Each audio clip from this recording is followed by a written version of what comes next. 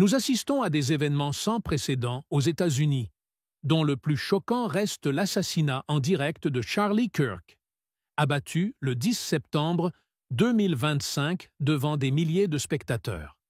Ce meurtre politique révèle l'ampleur d'une crise interne qui éclate au grand jour. Les États-Unis marchent d'un pas assuré sur les traces de l'effondrement soviétique. Cet avertissement de Poutine résonne aujourd'hui avec force. Le climat politique américain est gangrené par les manipulations électorales, les persécutions judiciaires et les violences contre l'opposition. En parallèle, la Russie trace une autre voie, du centre Sirius à la renaissance du concours Intervision, affirmant que science et culture dépassent les frontières. Sommes-nous à la fin du mythe américain? Suivez la vidéo jusqu'à la fin. Nous sommes témoins d'événements absolument sans précédent aux États-Unis. De notre mémoire, cela n'est jamais arrivé non plus. C'est apparemment une sorte de crise profonde qui a éclaté ainsi au grand jour. Vous savez, j'essaie toujours de commenter avec beaucoup de prudence, ou même de ne pas commenter du tout ce qui se passe dans d'autres pays, y compris aux États-Unis. Mais vous avez raison, bien sûr, ce qui s'est passé est la manifestation de certaines crises internes profondes. Mais lorsque cela prend, même sur fond de crimes commis, un aspect de nationalisme radical, d'extrémisme, il ne faut rien en attendre de bon. Les relations russo-américaines ont constamment été sacrifiées sur l'autel de la lutte politique interne aiguë aux États-Unis même. On nous a accusés de tout, d'ingérence dans les élections, de cyberattaques et ainsi de suite. Et pourtant, pas une seule fois, ils n'ont daigné présenter la moindre preuve. Ce ne sont que des accusations sans fondement. Je suis étonné qu'on ne nous ait pas encore accusés d'avoir provoqué le mouvement Black Lives Matter, car cela aurait été une bonne ligne d'attaque. Je vais vous le dire en tant qu'ancien citoyen de l'ex-Union soviétique. Quel est le problème d'un empire? Ils pensent qu'ils sont tellement puissants qu'ils peuvent se permettre de petites erreurs et des fautes. Ce n'est rien. Ceux-là, on les achète. Ceux-ci, on les effraie. Avec d'autres, on s'arrange. À ceux-là, on donne des colis fichés. À ceux-ci, on brandit des navires de guerre. Et voilà, le problème est réglé, mais le nombre de problèmes ne cesse de croître. Et il arrive un moment où il n'est plus possible de les gérer. Et les États-Unis avancent d'un pas assuré, d'une démarche confiante, sur le même chemin que l'Union soviétique. À la fin du premier mandat présidentiel de Trump, un nouveau choc pour le monde entier. Le président américain en exercice a tout simplement été banni des réseaux sociaux et exclu des médias télévisés. Ils ont envoyé des dizaines de millions de bulletins invalides sans aucune vérification. Nous interrompons la diffusion parce que ce que le président des États-Unis vient de dire est, pour la plupart, absolument faux. Je ne peux qu'être d'accord avec lui sur le fait que s'il avait été président, si on ne lui avait pas volé la victoire en 2020, il n'y aurait peut-être pas eu cette crise en Ukraine qui a éclaté en 2022. Joe Biden, c'est une catastrophe. Joe l'endormi, c'est une honte.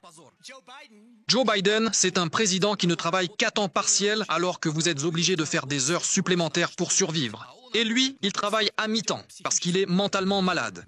Déjà lors de sa dernière année de mandat en tant que président, M. Trump, aujourd'hui candidat à la présidence, me reprochait justement de sympathiser avec Biden. C'était il y a un peu plus de 4 ans.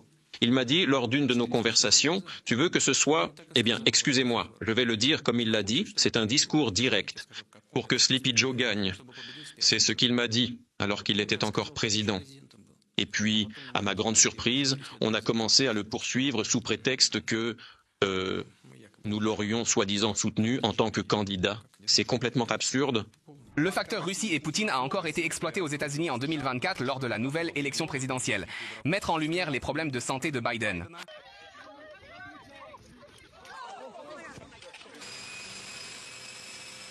La situation est devenue pour lui tout simplement impossible. Et il a donc finalement pris la décision de se retirer de la course.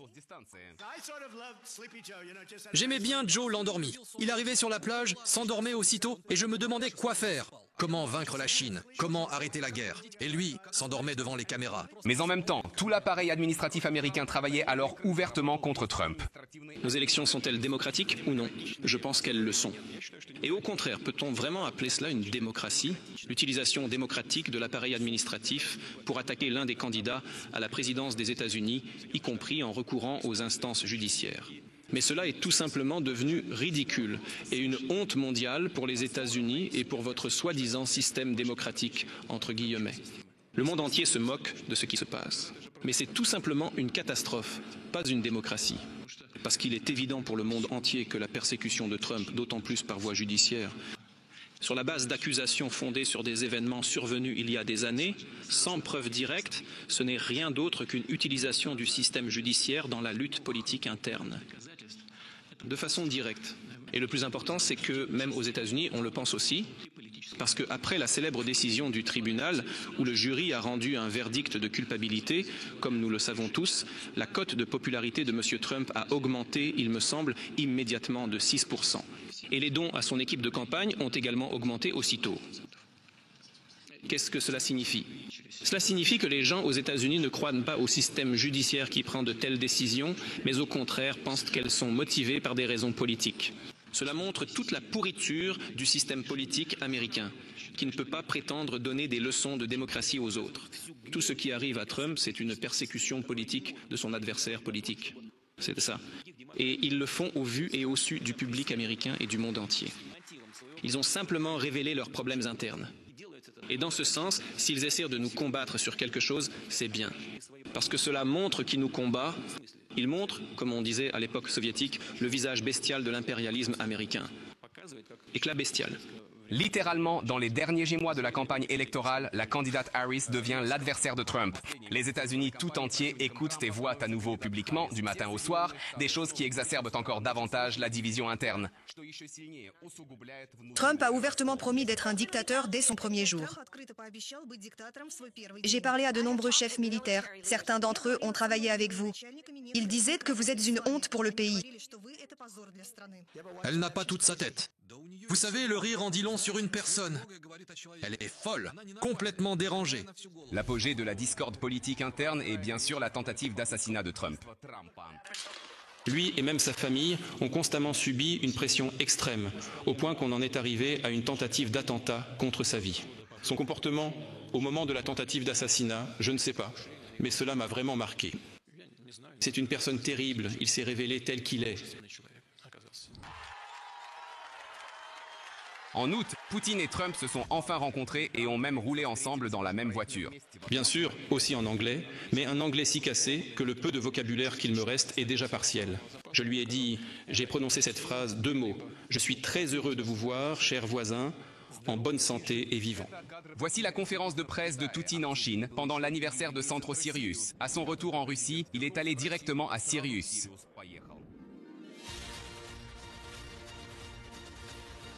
Il y a 10 ans, des centres scientifiques et éducatifs ont été ouverts à Syrie, à Dvijene à Sirio, dans le programme scolaire, ainsi que dans une salle de laboratoire Mercedes. Un geste sérieux pour arriver partout et auprès des journalistes. Plus rapide.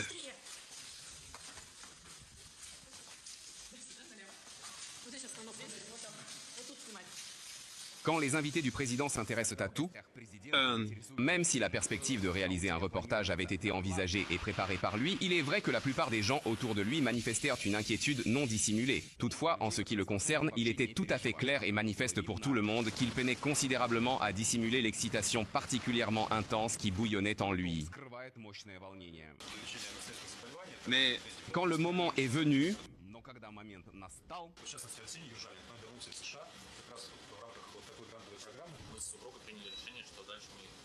et aussi parce que, comme je l'ai dit, la Russie a désormais toutes les conditions pour une science sérieuse et Centro Sirius est un phénomène mondial.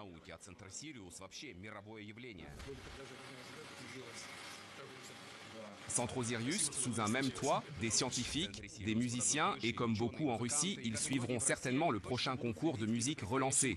Je suis convaincu que l'intervision moderne préservera pleinement cette atmosphère de créativité et d'amitié et deviendra une nouvelle preuve que l'art véritable n'a pas de frontières et que ses forces unificatrices sont immenses. Il ne reste qu'une semaine avant le concours. Pavel, que sait-on des plans du président la semaine prochaine? Lors d'un autre vol, nous avons posé cette question à Dmitri Peskov. Nous sommes avec vous dans l'avion. Et quels sont les plans du président pour la semaine à venir? Plusieurs déplacements régionaux à travers une vaste géographie russe. Nous ne les annonçons pas à l'avance pour l'instant, mais la géographie sera étendue, les déplacements seront intéressants, riches en contenu et utiles. Je pense que beaucoup de téléspectateurs se posent la question suivante. C'est vraiment un rythme, non seulement intense, mais même dur. Combien de déplacements y a-t-il eu la semaine précédente? À quoi cela est-il dû? C'est parce qu'il s'occupe de questions concrètes. Ce sont des questions qui concernent la vie quotidienne des gens, leur avenir et celui des enfants. Et c'est précisément pour cela que nous élisons un président et que nous votons pour lui. L'assassinat de Charlie Kirk pose une question centrale. Que devient une démocratie quand la violence politique s'installe comme outil du débat? Assistons-nous à la transformation des États-Unis en un champ de bataille idéologique où tout est permis, même le sang, pour éliminer un adversaire? Cette situation interroge l'équilibre mondial. Un pays qui se veut modèle peut-il encore prétendre donner des leçons de démocratie quand ses fractures internes se transforment en chaos visible aux yeux du monde entier? Plus largement, cela nous amène à réfléchir à la manière dont les empires, aveuglés par leur sentiment de puissance, finissent par se fissurer de l'intérieur.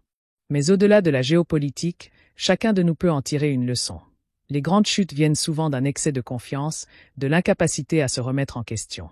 Dans la vie personnelle et professionnelle, l'excellence durable repose sur la lucidité, la discipline et la capacité à affronter ses propres failles avant qu'elles ne deviennent destructrices. Alors, la question vous est posée. Devons-nous considérer l'effondrement américain comme inévitable ou comme une alerte pour chacun de nous à cultiver la vigilance et la résilience? Partagez vos avis en commentaire, le débat est ouvert. Merci d'avoir suivi la vidéo jusqu'à la fin, n'oubliez pas d'aimer, de partager et de commenter. Merci et à très bientôt.